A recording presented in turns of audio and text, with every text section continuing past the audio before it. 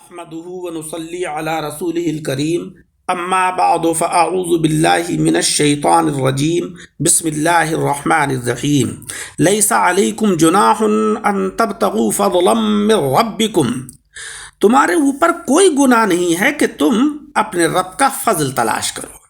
فَإِذَا أَفَضْتُم مِّنْ عَرَفَاتٍ فَاذْكُرُوا اللَّهَ عِندَ الْمَشْعَرِ الْحَرَامِ، پس جب تم عرفات سے لوٹو تو اللہ تبارک و تعالیٰ کا ذکر کرو مشعر حرام کے پاس۔ وَاذْكُرُوهُ كَمَا هَدَاكُمْ، اور یاد کرو اس کو جیسا کہ اس نے تم کو ہدایت عطا فرمائی۔ وَإِن كُنتُم مِّن قَبْلِهِ لَمِنَ الضَّالِّينَ، اور بے شک تم اس سے پہلے بھٹکے ہوئے تھے۔ ثم افیضوا من حیث افاض الناس واستغفروا اللہ ان اللہ غفور رحیم، پھر اے قریش تم اسی جگہ سے لوٹو، اسی جگہ سے پلٹو جہاں سے کہ لوگ لوٹ کر آتے ہیں، جہاں سے لوگ پلٹتے ہیں، اور اللہ سے معافی مانگو، بے شک اللہ تبارک و تعالی بڑا مغفرت فرمانے والا مہربان ہے۔ ان آیتوں سے ہمیں بہت سارے فوائد حاصل ہوئے۔ پہلا فائدہ تو یہ ہمیں حاصل ہوا کہ اس آیت سے ہمیں علم حاصل ہوا کہ شخصی عبادت سے قومی عبادت بہتر ہے۔ اکیلے نماز پڑھنے سے جماعت کی نماز افضل ہے، کہ ایک کی اگر قبول ہوئی تو اللہ تبارک و تعالیٰ ایک کی وجہ سے سب کی نمازوں کو قبول فرماتا ہے۔ دیکھو قریش کا مزدلفے سے لوٹ آنا گویا ان کی شخصی عبادت تھی، کہ وہ اپنے کو یہ کہتے تھے کہ ہم تو اہل حرم ہیں، ہمیں عرفات میں جانے کی ضرورت نہیں، ہم تو یہی مزدلفے میں ٹھہریں گے۔ اللہ تبارک و تعالیٰ نے ان کو اس سے منع فرمایا، اور عرفات سے واپس ہونا قومی عبادت قرار دیا۔ اللہ تبارک و تعالیٰ نے انہیں عرفات سے لوٹنے کا حکم دیا تاکہ عبادت قومی بن جائے، جس میں امیر، غریب، سردار، ماتحت سب یکساں ہوں۔ دنیا اور دنیا کی چیزیں باعث امتیاز ہیں، آخرت اور وہاں کی چیزیں اسی امتیاز کو اٹھانے والی ہیں۔ گھر پہنچ کر تو امیر، فقیر، مکان، لباس، غذا وغیرہ میں ممتاز ہو جاتے ہیں، مگر جیسے ہی مسجد میں پہنچتے ہیں سب یکساں ہیں۔ حج کے اندر اس یکسانیت کا وہ نمونہ قائم ہوتا ہے کہ سبحان اللہ، اسی لیے حکم ہوا کہ جہاں سے سب لوٹ کر آئیں، اے قریش تم بھی وہیں سے لوٹ کر آؤ۔ ان آیتوں سے دوسرا فائدہ ہمیں یہ حاصل ہوا کہ تجارت بہت بہتر چیز ہے۔ حج جیسی عبادت میں بھی اس کی اجازت دی گئی ہے۔ تجارت ہی سے دنیا کی بقا ہے، اور یہی ذریعہ حج ہے۔ اگر سواریاں کرائے پر نہ لی جائیں، اور احرام کا لباس اور قربانی کے جانور نہ خریدے جائیں تو حج کیسے ہوگا؟ اسی لیے ہمارے آقا جناب احمد مجتبیٰ محمد مصطفیٰ صلی اللہ علیہ وسلم نے بھی بارہا تجارت فرمائی، اور تجارت مسلمانوں کا خاص فن تھا۔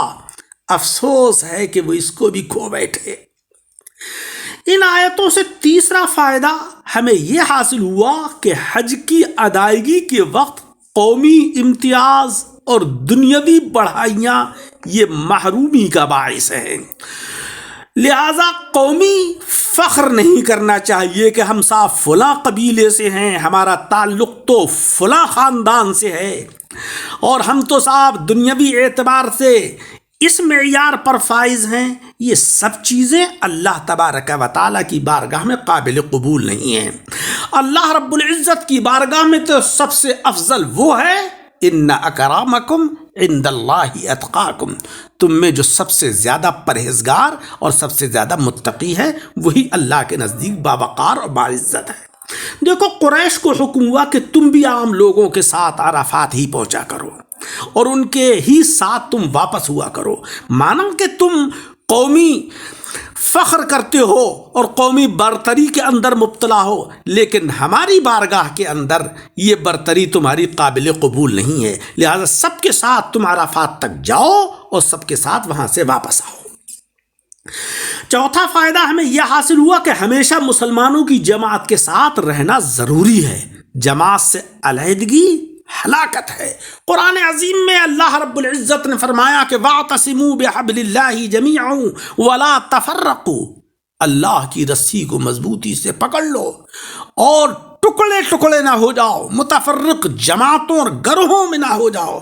لیکن افسوس ہے کہ آج ہم یا تو خاندانی برتری میں مبتلا، برادری واد میں مبتلا، سیاسی پارٹیوں میں مبتلا، نہ معلوم کتنے ٹکڑوں میں ہم بٹے ہوئے ہیں، جبکہ حق یہ ہے کہ علامہ اقبال نے فرمایا کہ منفعت ایک ہے اس قوم کی، نقصان بھی ایک ہی سب کا نبی، دین بھی ایمان بھی ایک، حرم پاک بھی اللہ بھی قرآن بھی ایک، کچھ بڑی بات تھی ہوتے جو مسلمان بھی ایک۔ افسوس ہے کہ قرآن کہتا ہے کہ انما المؤمنون اخوۃ، ایمان والے جز نیست سب آپس میں بھائی بھائی ہیں، لیکن آج ہم ایک دوسرے کے مخالف ہیں۔ اللہ ہمارے اندر اتحاد عطا فرمائے۔ پانچواں فائدہ ہمیں یہ حاصل ہوا کہ عرفات اور مزدلفہ اور مسجد وغیرہ کی زمینیں کسی کی ملک نہیں ہیں، وہ اللہ کی ملک ہیں۔ بادشاہ بھی فقیر کو کہیں سے نہیں ہٹا سکتا کیونکہ وہ اللہ کے گھر میں بیٹھا ہوا ہے۔ بادشاہ کی بادشاہت اللہ کے گھر کے سوا ہے، اللہ کے گھر میں کسی کی بادشاہی نہیں، صرف اللہ رب العزت کی حکومت چلتی ہے۔ بڑی مشہور حکایت ہے کہ ایک دفعہ سلطان ہارون الرشید نے اپنی بیوی زبیدہ خاتون سے کہا کہ اگر تو آج شام تک میری سلطنت سے باہر نہیں نکل جائے گی تو تجھے طلاق ہے۔ بعد میں سلطان بہت پچھتائے اور زبیدہ بھی پریشان ہوئی، کیونکہ اس زمانے میں تیز سواریاں تو تھیں نہیں، اور اس کی سلطنت جو تھی وہ مشرق و مغرب میں پھیلی ہوئی تھی۔ حضرت امام ابو یوسف رحمۃ اللہ علیہ نے زبیدہ کو فرمایا کہ تو مسجد میں چلی جا۔ مسجد ایک ایسا مقام ہے کہ وہاں پر جو ہے وہ بادشاہ کی حکومت نہیں، وہاں پر اللہ کی حکومت ہے، وہ اللہ کی ملکیت ہے، وہاں سلطان کی بادشاہت ہے ہی نہیں۔ سلطان نے جب حضرت امام ابو یوسف رحمۃ اللہ علیہ کا یہ فرمان سنا تو آپ پر زر و جواہر کو نچھاور کیا، آپ کو انعامات سے نوازا۔ چھٹا فائدہ ہمیں یہ حاصل ہوا کہ حلال پیشے اور حلال تجارتیں اختیار کرنا چاہیے۔ گانے بجانے کا پیشہ، شراب وغیرہ کی تجارت حرام ہے، اسی لیے یہاں فرمایا گیا کہ فضلا من ربکم، رب کا فضل تلاش کرو، یعنی حلال کمائی تلاش کرو۔ اور ساتواں فائدہ یہ ہے کہ حج میں تجارت جائز ہے، مگر اس شرط کے ساتھ کہ حج کی ادائیگی میں اس کی وجہ سے کوئی نقصان نہ ہو، اور اصل مقصود جو ہو وہ حج ہو نہ کہ تجارت۔ پھر بھی علماء کرام فرماتے ہیں کہ بہتر یہی ہے کہ تجارت سے بچے اور خالص حج کرے۔ اور آٹھواں فائدہ یہ ہے کہ اگرچہ سارا مزدلفہ حاجیوں کی قیام گاہ ہے، مگر مشعر حرام کے پاس ٹھہرنا یہ زیادہ بہتر ہے۔ اللہ جل شانہ وعم نوالہ ہمیں قرآن عظیم پڑھنے، اس کو سمجھنے اور اس کے اوپر عمل کرنے کی توفیق عطا فرمائے، اور اپنے بڑوں کے ادب و احترام اور چھوٹوں سے محبت و شفقت کی توفیق عطا فرمائے، اور آپس میں اتحاد و اتفاق کے ساتھ زندگی گزارنے کی توفیق عطا فرمائے۔ درس کو سن کر احباب کے ساتھ شیئر کریں، اور ہمارے یوٹیوب چینل دعوت حق درس قرآن کو لائک اور سبسکرائب کریں۔